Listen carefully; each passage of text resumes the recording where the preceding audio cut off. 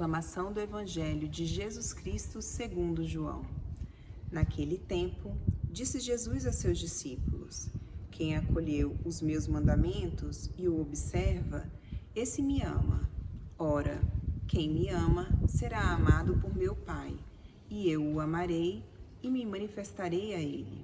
Judas, não o Iscariotes, disse: Senhor, como se explica que te manifestará a nós e não ao mundo? Jesus respondeu-lhe: Se alguém me ama, guardará minha palavra, e meu Pai o amará, e nós viremos e faremos nele a nossa morada. Quem não me ama, não guarda minha palavra, e a palavra que escutais não é minha, mas do Pai que me enviou. Isto é, que vos disse quando estava conosco.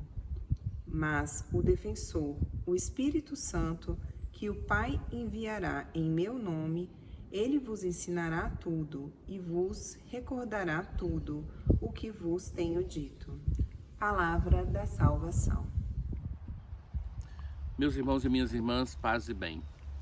Desde a semana passada, na sexta-feira, nós começamos a ouvir na liturgia aquele que é o primeiro discurso de Jesus depois da última ceia, antes da sua paixão, morte e ressurreição.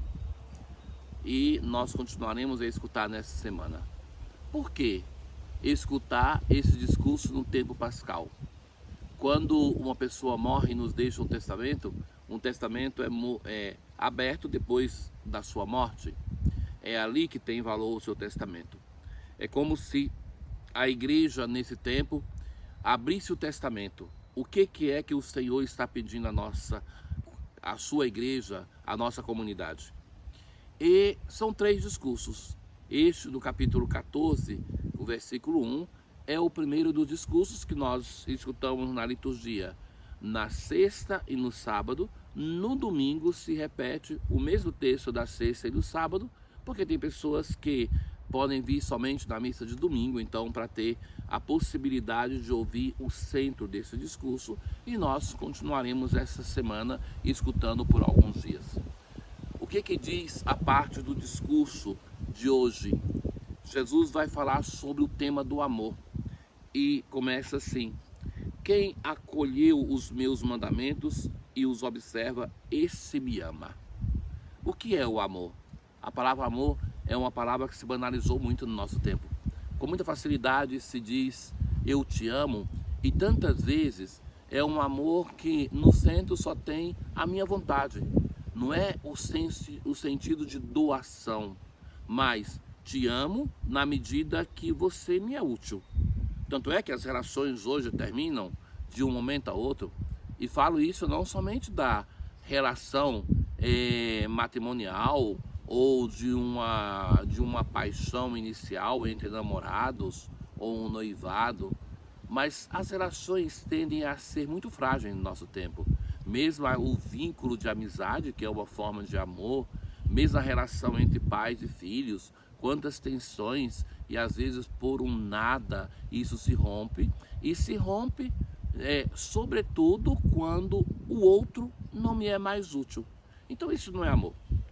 O amor é justo o contrário, é uma doação sem limites, que eu entro numa relação não porque quero ser amado, mas para amar, porque assim é nosso Deus. Se Deus fosse estabelecer uma união conosco porque quer ser amado, ele não se aproximaria da humanidade. É porque ele é fiel, ele é o Deus fiel que não pode não amar. E também assim somos nós. Nós não podemos querer levar adiante a nossa vida sem uma decisão de amar em abundância. Então, Jesus vai dizer assim: aquele que me ama, observa os meus mandamentos. Ou seja, que o amor não é só um sentimento. Na verdade, eu considero que o amor é aquela dimensão que é a habitação de Deus em nós. Deus é amor. Então, quando eu falo de amor, eu estou falando de alguma coisa que coloca em jogo tudo aquilo que nós somos, não somente os nossos sentimentos, mas é uma determinação de colocar a serviço do outro tudo aquilo que somos e que temos. E que quem ama não consegue reduzir essa capacidade, mas se doa em abundância, ama sem limites, ama a ponto de dar a vida, como faz Jesus. Então, Jesus não somente fala assim, quem acolhe os meus mandamentos e observa, me ama, mas agora começa um discurso que é a primeira parte desse testamento, aonde o centro é o amor. Para dizer assim, que aquele que é determinante da nossa relação com o Senhor, não é tanto essa relação de fé, porque a fé não sobrevive sem o amor. E na verdade, quando eu falo fé, a fé no meu Deus é uma relação de amor. E que essa pessoa observa uma coisa que, olha, eu não posso amar a Deus e somente ter aquele sentimento, digamos, banal, que me convém estar perto dele ou porque tenho medo, ou porque me está fazendo bem, porque no primeiro momento que eu senti que ele não está me servindo, eu rompo essa relação. Mas essa pessoa se apercebe que na palavra de Deus, nos seus mandamentos, ele me indica um caminho seguro para seguir. E por isso, então, começo a observar os seus mandamentos. Então, daí começa, observo os seus mandamentos e agora eu amo o Senhor. Faço ver que este amor é concreto. Mas o grande tema do Evangelho de hoje, que é essa primeira parte do discurso de Jesus, é aquele tema que é o desejo de todo homem místico, de toda mulher mística, que nós encontramos nos grandes místicos da igreja, que nós encontramos nos grandes místicos das diversas religiões. O desejo que Deus venha viver junto a mim, o desejo que Deus venha viver dentro de mim. Santo Agostinho, um místico também ele vai dizer assim, que o nosso coração não está em paz enquanto não repousa em Deus. E mais, ele vai dizer assim, que buscou Deus nas diversas coisas. É um homem que buscou Deus de diversas formas religiosas, diversas filosofias, para depois se aperceber que Deus estava no mais íntimo do seu coração. Jesus vai dizer assim, ora, quem me ama será amado por meu Pai, e eu o amarei e me manifestarei a ele. Então, Judas, aquele que não é Iscariotes, vai dizer assim, Senhor, como se explica que te manifestarás a nós e não ao mundo? Porque o Messias se pensava que a um momento se manifestaria a todo o mundo para fazer ver quão importante era Israel.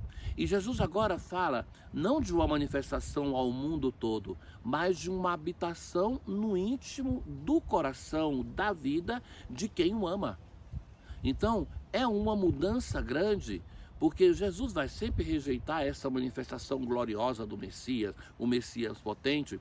E agora Jesus vai dizer assim, se alguém me ama, atentos, olha, guardará a minha palavra, e o Pai o amará.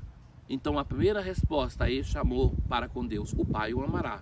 E nós viremos e faremos nele a nossa morada. E essa morada, ela acontece em nós a partir daquilo que Jesus, hoje na liturgia, a primeira promessa do dom do Espírito, mas o defensor, o Espírito Santo, que o Pai enviará em meu nome, ele vos ensinará tudo e vos recordará tudo o que vos tenho dito. É a ação do Espírito Santo de Deus em nós, o defensor, o advogado, o paráclito, que prepara em nós a inabitação, a habitação de Deus. Não nos basta uma aproximação com Deus, mas nós devemos ser templo, ser a habitação perene do Deus Altíssimo. E Ele quer habitar em cada um de nós. Esta é a promessa do Senhor Jesus. Tenham todos um bom dia. O Senhor esteja convosco, Ele está no meio de nós. Abençoe-vos o Deus Todo-Poderoso, o Pai, o Filho e o Espírito Santo. Paz.